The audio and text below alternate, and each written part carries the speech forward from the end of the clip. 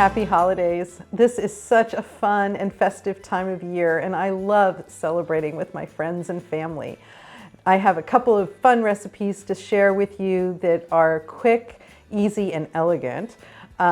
Look like they took a long time to make, but they're really simple. So I hope you enjoy them, and let's get started. So the first thing I'm going to show you how to make is dessert. These are these gorgeous little chocolate ganache individual cakes. They are so easy to make, but look how pretty they are. So I'm going to start by melting 6 tablespoons of butter. So get that started, and while that's melting, I'm just going to use my food processor to crumb up these Oreos.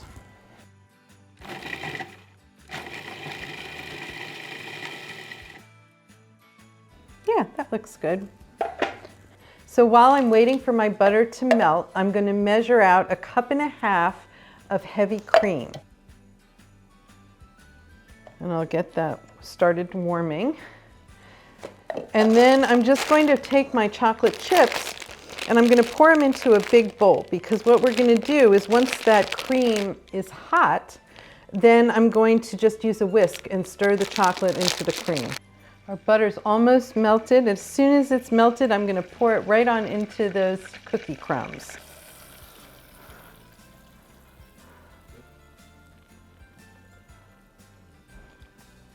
Just give it a couple of pulses with the food processor.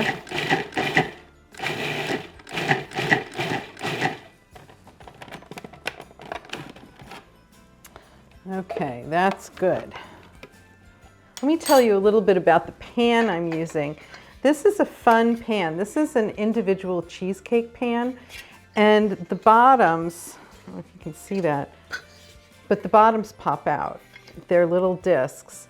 If you don't have one of these, you can do this in a 9x9 pan. You can do it in a wine glass and put the cookie crust down first and then pour the ganache on top. You don't have to use these, but these just make it really easy to do these pretty individual cakes. Okay, I think my cream is hot enough. So now all I'm going to do is pour this cream right over the chocolate chips, and I'm going to use my whisk to stir, and if we did this right, the chocolate will melt right into that cream.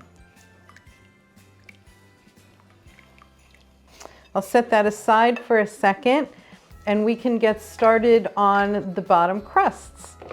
Take a spoonful of our chocolate crumb mixture and put some in the bottom of each. I've got something in the bottom of each of these. Now I'm going to use this little tool. It's a tamper. And I got this at the same time I got the pan. And that just is the perfect size to go in that little section and push the crust down. But I'm just going to fill each of these little compartments with the chocolate. And it's about one of these spoons is a good size for each one. So all I'm going to do now is I'm going to put this into the refrigerator until it sets up, and it takes 30 minutes to an hour until it sets up and it's hard like that. And then once they're out, I'm going to just top them. These are little individual meringues. I got these at Trader Joe's, but they're a perfect little snow cap to set on top. So I think they're beautiful, they're delicious. I hope you make them. So the next thing we're going to do really isn't a recipe, it's more of a formula. I'm going to show you how I build my holiday charcuterie board. It's opulent, it's colorful, it's delicious, and it starts really with the structure. So I have 5 different cheeses, and I'm going to start by laying them out. This is one of my favorites. This is only available from Trader Joe's during the holidays. So I'll place that.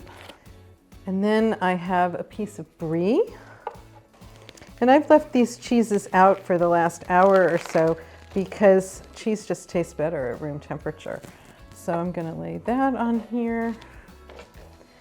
And then I have a goat cheese, and this goat cheese is a cranberry cinnamon goat cheese. Okay, so next I have just a cheddar. Most people like a cheddar, and I'm just going to slice it up. I think what makes boards interesting is having different textures, different colors, maybe a little bit of different heights. So that I'm just going to put in a little pile over here. And then my last cheese is a smoked Gouda.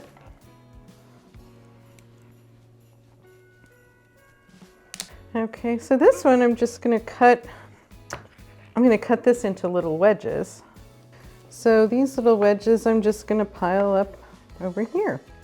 So the next thing I'm going to do is in the center of my board, I'm going to put a little bowl for some jam, because jam is delicious with cheese.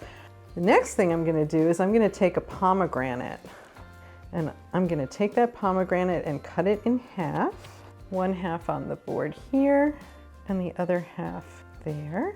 The next thing I'm going to do is I'm going to work on my meats. I have some prosciutto and I have some salamis. And what I'm going to do with the salamis is with this one, I'm going to make some little rosettes. I'm just going to take 3 pieces, and each piece I'm going to fold in half and lay one over the other, just like that. And then I'm just going to roll it up. You can stick a toothpick in here if you want to. I'm not going to. I'm just going to set it down here on the board. And I'm just going to repeat that until I have used up this type of salami. So with the rest of my meat, I'm just going to kind of casually place it on the board. And I'm going to do all of one type together. So that takes care of my salamis. Next, for my prosciutto, when you take your prosciutto out, that you should give it a little shake and just kind of plop it down on the board. So we've got our meats and our cheeses down. Now we can start adding in some fruit and some nuts. So I have some grapes. What I like to do is try to kind of put things across from each other. You know, I've got the grapes across there. Now I have a kiwi, and this kiwi is just a really fun pop of bright green color. So now I have an apple, and I'm just gonna cut this into, I'm gonna core it out and cut it into thin slices. You can see how this board is starting to fill up. Okay, so the next thing I'm gonna do is I'm gonna work on the crackers. And I like to use interesting crackers on my board, fig and black sesame. And I'm just gonna kind of lay them in here. These are mini original artisan crackers. These crackers both came from Aldi. I'm just gonna take a little handful of them and lay them in here. Any blank spaces that I have, I can start to fill up with nuts and dried fruit. I don't have very many blank spaces, but let me see what I can do. So I've got some pecans. These are some black cherries. I'm gonna put them on the back side. And when you're making your board, you can turn it and see, you know, where do I have some spaces that I need to fill.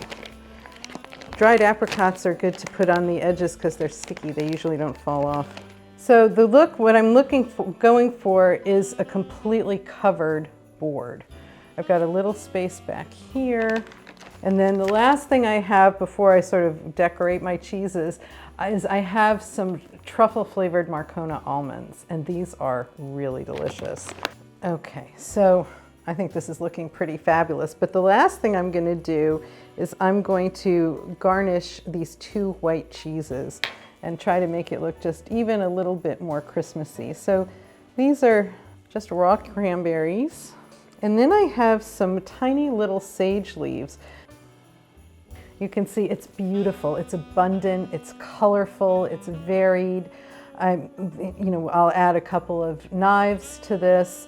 But other than that, it's really ready to go. I hope you try it. You can see it's really not that hard to make. The next thing we're going to make are some little goat cheese toasts.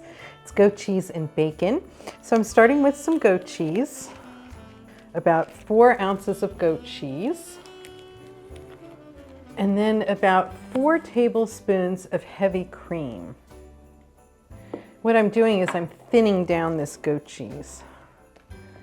Then I have 5 slices of bacon that I cooked up earlier. I'm just going to crumble up or chop up this bacon, and I want it fairly small. Then I have some fresh parsley, and I'm just going to chop that up fine. Now we can start assembling. So I'm going to start with my goat cheese. Then I'm going to put a little bit of the jam. And again, this could be any sort of jam. This one is roasted garlic onion jam, but this could be a fig jam. Then put a little bit of bacon, a little tiny bit of parsley. And then what I'm going to do is I'm just going to drizzle this with a little bit of honey. And then we'll just repeat until we have a plate full of these yummy appetizers.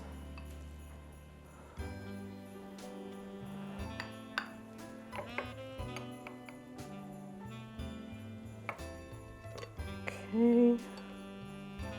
Then I'm just going to drizzle the honey over it. Not too much. You don't want it to be a sticky mess, but there you go. I promise you that these are going to be a hit.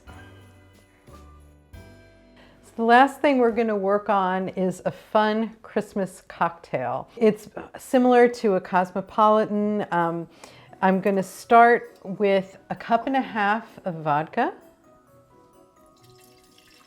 And then I'm going to add 1/2 cup of cranberry juice,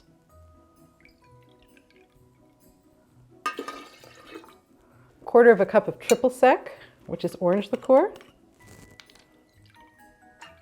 and then 2 tablespoons of fresh lime juice. So I'm going to garnish my martini glasses with some orange, and some cranberries and some rosemary. I'm going to start with my oranges. I'm going to cut these slices in half. That's going to create a bed for the really fun part of this. These are our Christmas balls that I ordered that I can fill with my cocktail. I'm just going to use a little funnel. And that will lay right in the glass. Now, before you serve this, you'd want to chill it. So that's our start. Then I've got a sprig of rosemary. Looks like a little Christmas tree. And then I'm going to put cranberries in each glass. Isn't that a fun cocktail? A little Christmas ornament cosmopolitans. So I hope you've enjoyed this video. It's really been a lot of fun to work on these dishes for you. I'm looking forward to sharing them with my friends later this evening. I hope you'll try some of them. Most of all, I hope you and your family and your friends have a wonderful holiday and a very, very happy and healthy new year.